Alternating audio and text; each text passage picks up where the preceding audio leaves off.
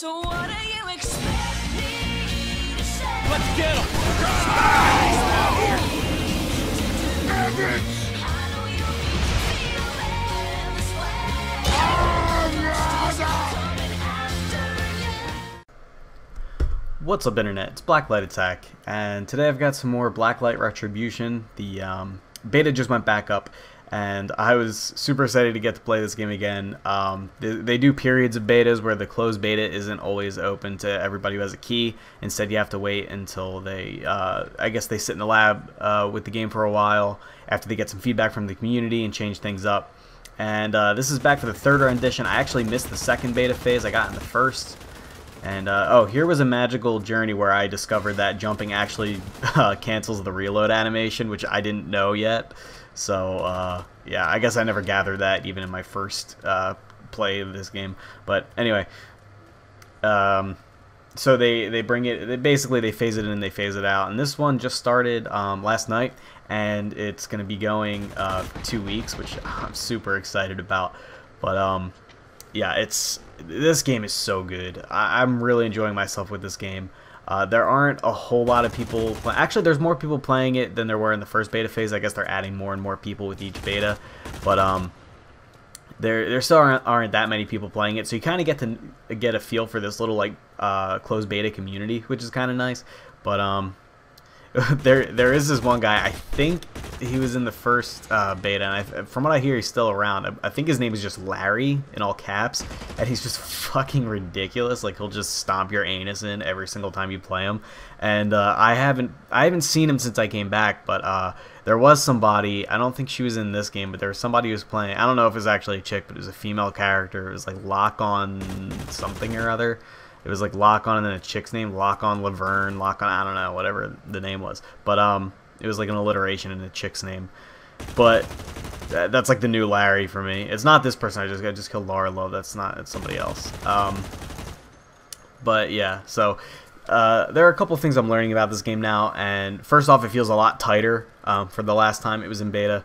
I'm really liking the changes that they've made. They seem to be more subtle. There aren't like a whole lot of gameplay design changes. One thing that they've changed is that there's actually level locks on items now. In the first beta phase, you could basically unlock anything as long as you had the currency for it. Now you have to wait until a certain rank until you can actually buy stuff, which is good and it's bad. On one hand, it kind of assists you on this learning curve where you'll start with a assault rifle, and then if you want to make the change once you get to that level, you can switch to the submachine gun, and then you can switch to the combat rifle, or maybe it's the other way around. But it kind of leads you on this learning curve. On the other hand, it's not so great because I feel like certain weapons are more powerful than others, and there are definitely some attachments that are more powerful than others. Like some of the stock grips are, or not the stocks, just the grips. Some of the grips are just straight upgrades, but you can't up any of them until like level 20 something, which I think is a little, I'm not crazy about that. And on one hand, it encourages you to play the game and level up so that you can get stuff.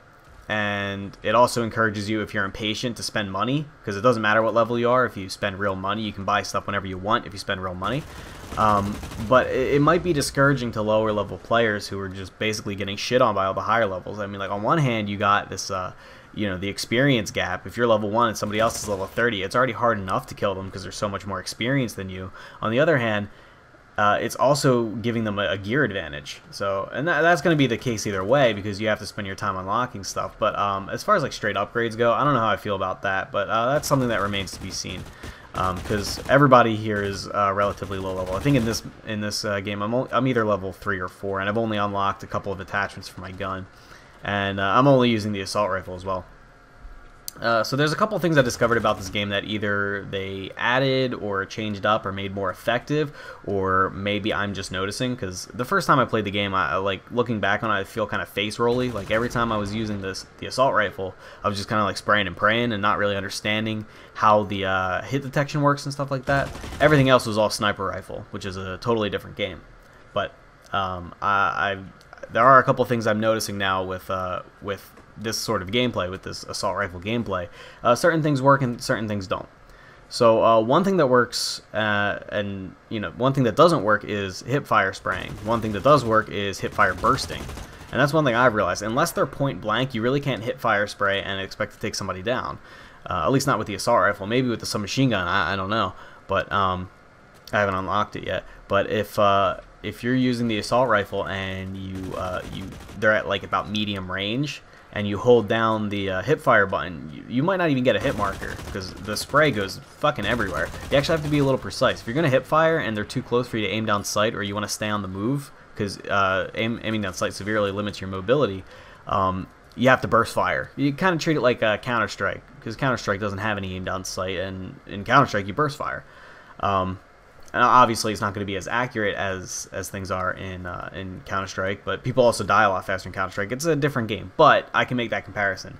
Hip fire and burst fire when you're hip firing. The other thing that I've noticed that works really well is in order to kind of compensate for the loss of mobility when you're aiming down sight with an assault rifle, although you totally lose it when you're standing, if you do a corner jump and aim down sight, you maintain all of your mobility during that jump, but you can still aim down sight without any penalty. And it's kind of hard because you're moving really fast and you have to deal with your aim down sight, and you can't be totally accurate with it.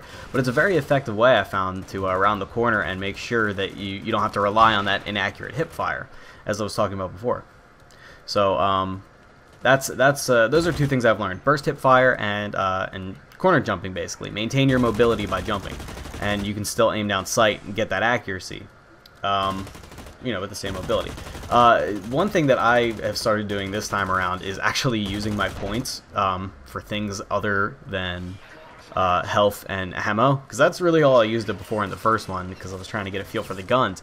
But this is basically, the points I'm talking about are basically the quote-unquote kill streaks. Now, you get points for other things. You get points for taking out high-value targets, which are basically people who have a kill streak or like the top scorer on the other team.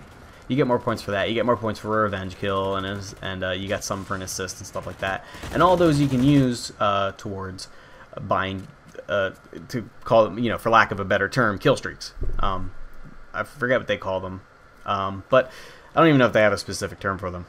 But you choose a loadout beforehand of like I think 5 different kill streaks that you can buy, and you have to visit one of these little depot stations, and then you can buy one of them for a certain amount of points.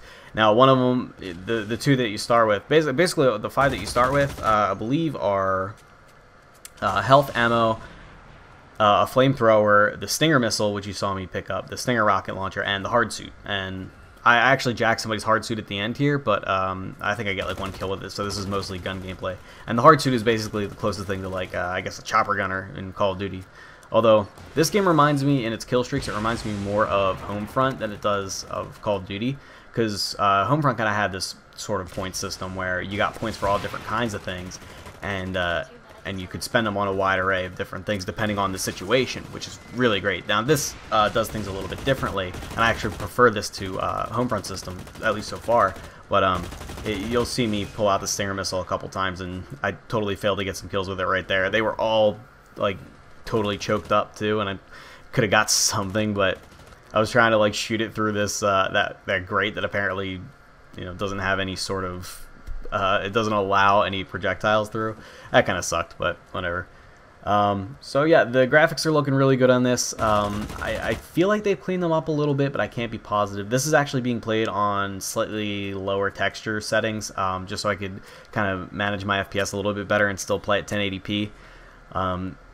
But it seems pretty well optimized. I don't really have that many lag issues. One problem I do see is that when a match first starts, there's a big FPS drop, at least for me, on my hardware.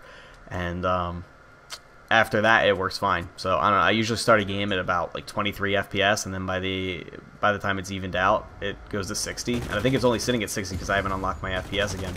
So yeah, right here is where I kill the guy right as this hard suit is coming in, and I jack that shit. And I don't really do anything with it. I think I get 1 kill, and the rest is just me like kind of looking around. I think I kill this person, and then from then on, everybody's just hiding inside from the hard suit. But the game's about to end anyway. I guess I can talk about the hard suit real quick. It's really awesome if you get in this thing. It's not totally overpowered if the other team kind of puts their heads together and tries to take it down, but it's really powerful. Basically, your left hand is a machine gun, which can kill people pretty quick, but it's not a one-hit kill. And the right hand is more like a sniper rifle kind of thing that kills people in one hit, but it's really hard to hit with. And you have this little speed boost thing, which is sort of a balancing factor. In order, you move really slow in this thing, and then if you boost, you move really fast, but you only get you know, a couple seconds of boost, and then you kind of go into like a cooldown state for a second. But anyway, I think the final score here was something like 25-5. I pull up the score in a second here, but yeah, I got another gameplay coming up. I think I'm gonna 23-5. I got another gameplay coming up that I'm gonna put on TGN, and whenever that I get around to doing that, I'll give you guys a link. But yeah, I hope you guys are checking this game out. If I get any beta codes, I'll give them away to some of you guys one way or another. But yeah, like the video if you liked it, subscribe for more. Take it easy, guys.